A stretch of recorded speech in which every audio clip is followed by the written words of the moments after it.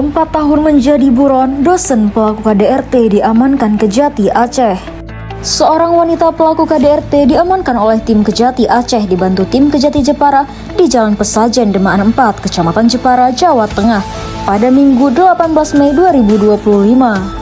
Terpidana dengan inisial YL 43 tahun merupakan seorang dosen di salah satu kampus yang berada di luar Aceh dan tinggal di kediaman dinas suaminya yang berada di daerah Jepara. L dilaporkan pada tahun 2021 oleh pihak keluarga anak tirinya yang berdomisili di Biren pasca melakukan kekerasan fisik pada tahun 2020 hingga sang anak trauma. Dalam konferensi pers Kejati Aceh diketahui bahwa pihak Kejati Biren telah melayangkan surat panggilan kepada YL sebanyak 3 kali. Namun tidak digubris hingga ia dimasukkan ke daftar DPO pada tahun 2025. Saat ini YL terbukti bersalah melakukan tindak pidana KDRT dan dijatuhkan pidana selama 3 tahun penjara.